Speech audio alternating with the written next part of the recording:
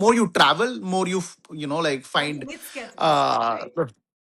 yes, and All it's the myths. and also saying like it's not confusing. That's why it's not confusing at all. That's what I see India refusing to be simplified. They don't want to be simplified. They're refusing it. We don't want to be simplified. This is how we are. And and the refusal is exactly what keeps our culture food alive. And surprisingly, it's impossible to pin it down. Yeah. People are trying to, every chef is trying, people are making these journeys in India. It's very impossible to pin it down because also there is evolution that is happening with the food, right? Even, yeah. So that's what I said, people can label it Hindu is equal to veg, Muslim is to meat, whatever, but it will go in 5 minutes more you travel in India.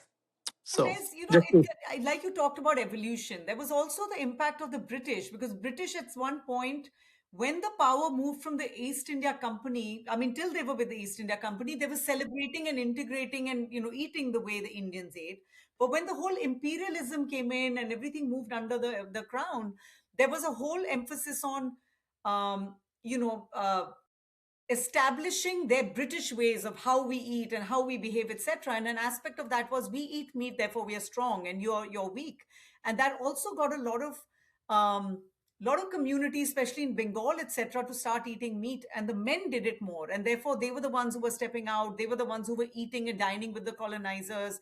They were the ones who had probably government jobs, etc. And you see, again, I find that in most of these communities that we've talked about, the men are the ones who start eating meat in communities that are traditionally seen as vegetarian, because sometimes absolutely. it's not being cooked. Like, my mother is vegetarian, and initially when we grew up, my father was happy to introduce us to meat, but it would be outside, then it would be brought in, Mhm. and now there's separate utensils to cook it, and yet it just keeps evolving and Yeah. becoming more and more okay, till my kids go there and Yes. say, oh, Nani, come on, so now you have to, so it's just changing. And I mean, I think the uncertainty that you talked about, the complexity of India, one of the things is, if you grew up in India, you're used to the fact that everything will have an exception. It doesn't surprise you, right? So you don't Yes. suddenly say, oh, you're Absolutely. this. If somebody just comes to you and says, hey, I'm this, I'm from here, but we eat things like that, you don't react, because that exception is the norm to everything.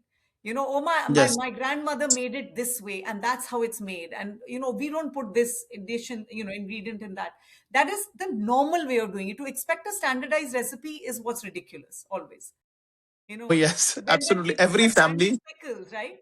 I just keep thinking, oh, but they've got, oh, yeah, but my grandmother makes it this way. I feel uncomfortable if, say, I mean, Fab India is preserving some recipes of pickle, but I just keep thinking, oh, but they're just going to make it one way. Aam ka achar is made as many different ways as when you get it, depends on whose house you're getting it from. And it's nothing to do with religion. It's just, or anything like, Absolutely. your neighbor's pickle will be different from your pickle and the next neighbor's pickle, and so on.